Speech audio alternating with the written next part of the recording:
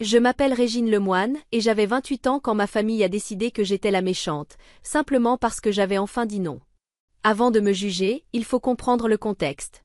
Ce n'était pas un coup de colère ou une dispute isolée.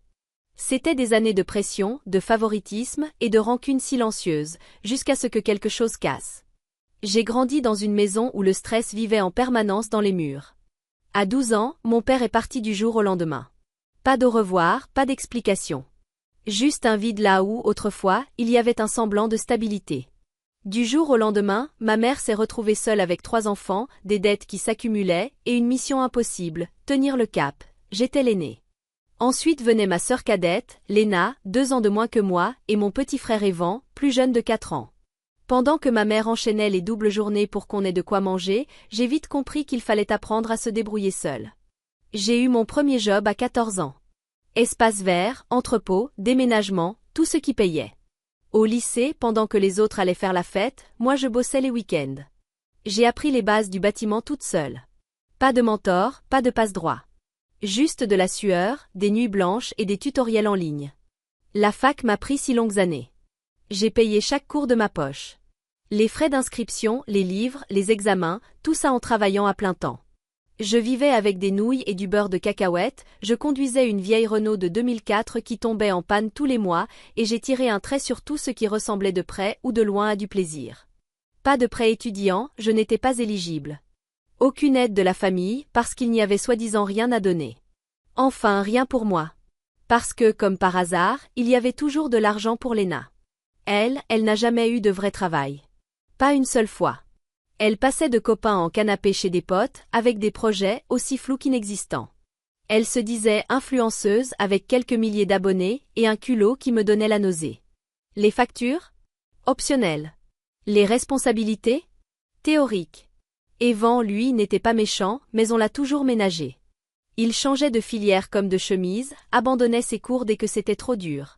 Et à chaque fois, c'était maman qui payait, les frais de scolarité, le loyer, la voiture, les courses. Tout. Le message était clair, même si personne ne le disait, j'étais la responsable, donc je n'avais pas besoin d'aide. Eux étaient les ratés, donc ils y avaient droit. 3 mois avant que tout explose, j'ai enfin acheté ma maison. Pas un studio de départ, pas un appart exigu, une vraie maison. 3 chambres, 2 salles de bain, un garage double, un atelier au sous-sol où je pouvais enfin respirer. J'avais économisé 55 000 € pendant 4 ans, en vivant comme une ascète. L'emprunt était raisonnable. L'espace était à moi. Mon sanctuaire. Le jour du barbecue d'inauguration, leurs réactions ont tout dit. Ma mère n'a pas cessé de dire que j'avais de la chance. Comme si cette vie m'était tombée du ciel, au lieu d'avoir été arrachée à force d'épuisement. Léna, elle, a passé tout l'après-midi à faire des selfies dans chaque pièce, en demandant si elle pouvait utiliser la maison comme décor pour ses séances photos. Evan, lui, n'a presque pas levé les yeux de la télé. J'aurais dû y voir un signe. 7 semaines plus tard, la vie de Léna s'est encore effondrée. Mise à la porte. Plus d'amis, plus de mecs pour l'héberger. Nulle part où aller. C'est là qu'elle m'a appelée. Une voix douce, bien répétée. Régine, je suis dans une mauvaise passe. J'ai juste besoin d'un petit coin où dormir 2 semaines, le temps de me remettre sur pied. J'ai pas hésité. Non. Elle a pleuré. M'a traité de sans cœur. M'a rappelé qu'on était une famille. Puis ma mère a appelé à son tour. J'ai dit non encore une fois. Je croyais que c'était fini. Je me trompais. Ce mardi soir-là, je suis rentrée du travail, lessivée jusqu'aux os après 14 heures debout.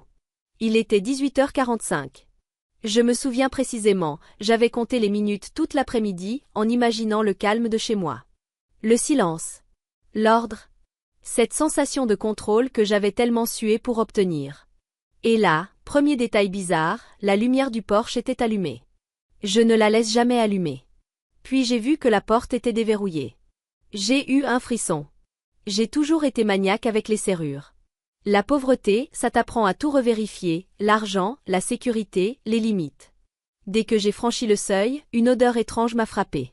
Une sauce sucrée de plat à emporter, du parfum, quelque chose de floral et chimique, qui n'avait rien à faire chez moi. Et puis je l'ai entendu.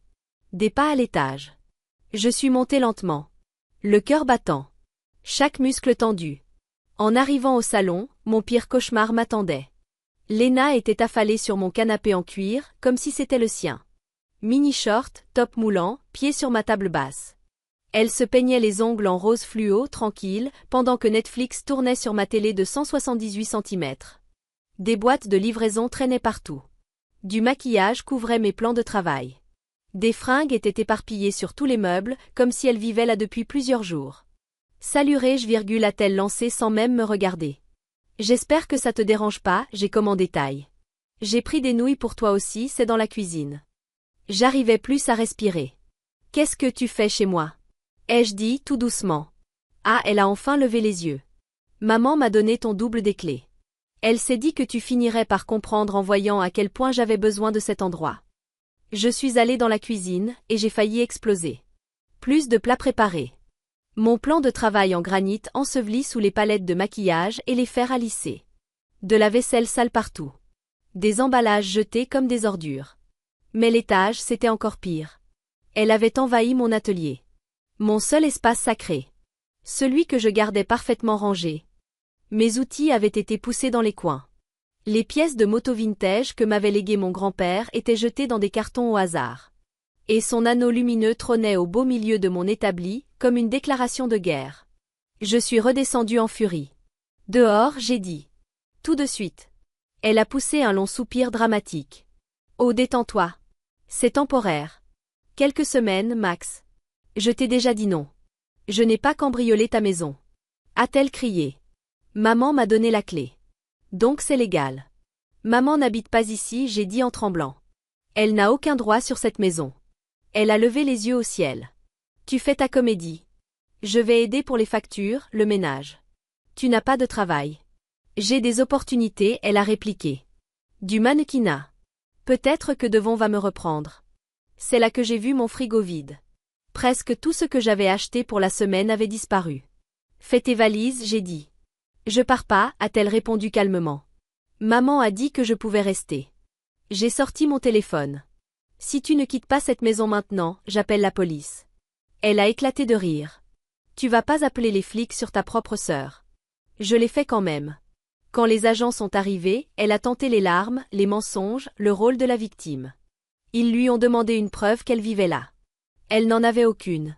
Ils lui ont dit de partir ou d'être arrêtée. Ça a pris 2 heures. En sortant, elle s'est penchée près de moi et a murmuré. Tu vas le regretter. Puis elle a griffé la carrosserie de mon utilitaire. Le lendemain matin, j'ai changé toutes les serrures et installé des caméras partout. Ça aurait dû suffire. Mais non. Les représailles ont été immédiates et brutales. Dès le soir même, mon téléphone n'a plus arrêté de vibrer. Appels manqués, messages vocaux, SMS à la chaîne, à un rythme impossible à suivre. Ma mère hurlait dans chaque message. Comment t'as pu faire ça à ta propre sœur? Tu l'as humiliée. Traumatisée. Tu viens de détruire cette famille. Selon la version de Lena, j'aurais piqué une crise sans raison, l'aurais menacée et appelé la police contre une pauvre fille innocente, sans défense, qui ne faisait que rendre visite. Elle avait bien omis les détails sur l'intrusion, les dégâts et son refus de partir. Le lendemain matin, toute la famille élargie était au courant. Tante, oncle, cousin à qui je ne parlais presque plus. Tout le monde avait son avis. Tu as changé, Régine. L'argent rend vraiment les gens froids. Ton père aurait eu honte de toi. J'ai bloqué des numéros. Coupé les groupes familiaux. Je me suis concentrée sur le travail. Je me suis dit que ça allait se calmer avec le temps. Mais ça n'a même pas commencé à se calmer. 4 soirs plus tard, je suis rentrée vers 19 heures et j'ai remarqué que le portail latéral pendait de travers. Le cadenas était tordu, inutilisable. Frisson immédiat. J'ai couru au sous-sol. Mon atelier, détruit. Tiroirs ouverts de force, étagères vidées, panneaux à outils arrachés. L'air était étrange. Trop vide. Trop silencieux. Des milliers d'euros d'outillage disparus. Les pièces de moto vintage que mon grand-père m'avait données, irremplaçables, envolées. Je me suis effondrée au sol, les mains tremblantes, fixant les dégâts. Puis je me suis rappelé les caméras. Les images étaient limpides. À 1h32 du matin, Lena est apparue à l'écran, accompagnée d'un homme. Devon. Ils agissaient avec méthode. Pas de panique. Pas d'hésitation. Ils savaient exactement quoi chercher et où. Caisse à outils chargée dans un pick-up. Carton passé de main en main. Ma vie emballée comme du butin. J'ai appelé la police et porté plainte sur le champ. Ils ont arrêté Lena 6 heures plus tard. Elle a prétendu qu'elle ne faisait que récupérer ce qui lui revenait, que j'avais gâché sa vie. Les deux ont été inculpés pour plusieurs délits graves. Elle a passé 3 nuits en prison avant que ma mère ne réussisse, on ne sait comment, à réunir la caution, avec de l'argent qu'elle n'avait clairement pas. C'est là que la guerre familiale a vraiment éclaté. Ma mère a perdu les pédales. Elle a appelé tout le monde, pleurant, déformant toute l'histoire jusqu'à la rendre méconnaissable. Du jour au lendemain, je n'étais plus juste froide. J'étais cruelle. Vengeresse. Un monstre qui avait envoyé sa sœur en prison. Evan m'a bloqué partout. Puis il a publié un message flou mais bien ciblé, expliquant que le lien du sang ne signifiait rien pour certains. Des proches qui n'avaient même pas offert leur canapé à Lena avaient soudain des tonnes d'avis sur mes limites. Alors, j'ai disparu. J'ai changé de numéro. Je me suis consacrée à la reconstruction de mon atelier. Je suis allée à la salle de sport tous les soirs, juste pour évacuer la rage. Et, pour la première fois depuis des années, ma vie est devenue calme. Paisible. C'est là que j'ai rencontré Daniel. Un homme simple, stable, avec sa propre carrière et zéro tolérance pour le chaos. Il ne posait pas de questions. Il n'insistait pas. Il écoutait. Juste ça. Pendant 10 semaines, la famille a fait silence. Je croyais que c'était fini. Je me trompais. Encore. Le silence s'est brisé un jeudi soir, à 23h07. Je me souviens de l'heure parce que j'étais à moitié endormie sur mon canapé. Daniel était déjà parti. Ma maison commençait enfin à ressembler à un vrai foyer. Mon téléphone s'est allumé avec un numéro inconnu. J'ai failli ne pas répondre. Quelque chose m'a poussé à décrocher. Rig. La voix d'Evan. Creuse. Vieillie. Fatiguée. J'ai vraiment besoin d'aide. Je n'ai rien dit. Je l'ai laissé parler. Tout s'écroule. J'ai nulle part où aller. Pendant 20 minutes, la vérité est sortie. Par fragments. Ma mère était ruinée. Complètement. Après avoir payé la caution de Lena, les avocats, et entretenu Evan pendant des années, il ne restait plus rien. Carte de crédit à sec. Factures impayées. Paiement de scolarité arrêté. Evan avait été viré de la fac. Sa voiture saisie. Un avis d'expulsion scotché sur sa porte. Il avait enfin trouvé un job. À mi-temps chez Monoprix, à peine de quoi mettre de l'essence. Je vais bientôt me retrouver à la rue, a murmuré Evan. J'ai fermé les yeux. Et chez maman? Richard est parti, a-t-il admis. Il supportait plus le chaos. Et il y a plus de place. Elena? Long silence. Elle va pas bien. Elle squattait chez Devon, mais ses parents les ont virés tous les deux. Maintenant, ils dorment dans une maison abandonnée. J'ai failli rire de l'ironie. Evan a hésité. Je sais que je t'ai tourné le dos. J'aurais pas dû la croire. Je pensais pas que tu nous abandonnerais vraiment. Tu m'as traité de sans cœur, j'ai dit. Tu m'as comparé à papa. Je me suis trompée, il a murmuré. Je savais pas tout. Il a supplié. Promis de payer un loyer, de respecter les règles, de rester propre. J'ai dit que j'y réfléchirais. Je ne l'ai jamais rappelé. Une semaine plus tard, j'ai compris pourquoi Lena était soudain silencieuse. Daniel et moi fêtions ma promotion dans une brasserie chic du centre-ville quand j'ai vu mon cousin Darren assis seul au bar. Il avait mauvaise mine. Amaigri. Les yeux creux. Il s'est approché, honteux. Je te dois des excuses. Immense. Lena avait squatté chez lui. Elle lui avait volé sa console, les bijoux de sa copine, du cash dans la chambre de son colocataire. Et puis, le pire. Elle utilise ton nom, m'a dit Darren. Pour demander des cartes de crédit. Elle met ton adresse comme référence.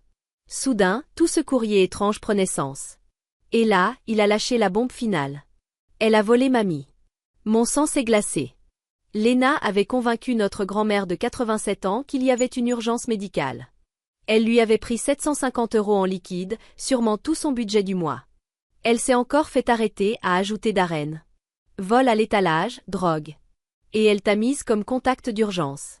La famille était en train de s'effondrer. Et maintenant, tout le monde m'appelait. Ma mère. Evan. Des proches qui m'avaient traité de monstre. Ils voulaient tous la même chose, de l'argent. Les appels n'ont pas cessé. Ils ont empiré. Chaque message vocal avait le même refrain. Des excuses noyées dans le désespoir, des regrets trempés dans la panique. Des gens qui ne m'avaient pas parlé depuis des mois, voire des années, retrouvaient miraculeusement mon numéro. Le plus difficile à écouter, c'était celui de ma mère. Cette fois, pas d'excuses au début. Elle pleurait. Vraiment. Des sanglots brisés.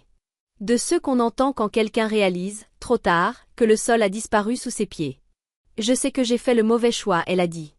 Je sais que je l'ai couverte. Que je t'ai blessée. Encore et encore. Reniflement. Mais je peux pas perdre cette maison, Régine. C'est tout ce qu'il me reste. Elle avait refinancé tout ce qu'elle possédait pour payer la caution de Léna et ses frais d'avocat. Et maintenant, elle avait 3 mois de retard sur le prêt immobilier. Elle risquait la saisie dans 6 semaines, sauf si elle trouvait 8 000 €. Puis c'est Evan qui a rappelé. Il vivait dans sa voiture. Se lavait dans une salle de sport ouverte 24h/24. Travaillait 2 petits boulots juste pour pouvoir manger. Il m'a promis des contrats, des intérêts, n'importe quoi. Et la famille élargie, c'était presque surréaliste. Oncle Henri, qui m'avait fait des sermons sans fin sur la loyauté familiale, avait besoin d'aide pour ses propres dettes, après avoir prêté de l'argent à Léna qu'elle n'a jamais rendu. Darren avait besoin d'un coup de main pour remplacer ce qu'elle lui avait volé. Tout le monde s'était fait avoir. Et maintenant, il comprenait. Enfin, Léna n'était pas malchanceuse. Elle était destructrice. Pendant 2 semaines entières, j'ai écouté tous les messages, lu tous les textos. Et je les ai supprimés un par un, sans répondre. Le message le plus satisfaisant est arrivé le lendemain matin. Reg, a dit Evan, la voix plus posée qu'elle ne l'avait été depuis des mois. Léna a été condamnée. Elle avait plaidé coupable pour plusieurs chefs d'accusation, effraction, vol, fraude, escroquerie envers une personne âgée. Le juge lui a donné 14 mois de prison ferme, avec travaux d'intérêt général et remboursement intégral des victimes. Elle est à sa place, a soufflé Evan. Ma mère, elle, risquait toujours de perdre sa maison. Evan, lui, avait trouvé une petite chambre à louer. Il payait enfin ses propres factures. Je m'attends pas à ce que tu me pardonnes, il a dit. Mais j'essaie. Je t'ai pardonné il y a longtemps, je lui ai répondu. Mais j'ai encore du mal à te faire confiance. Cette confiance, ça se mérite. Aujourd'hui, je suis assise dans mon atelier reconstruit. Chaque outil remplacé. Chaque limite réaffirmée. La maison est silencieuse, sûre. Léna est en prison. Et pour la première fois de ma vie, je suis vraiment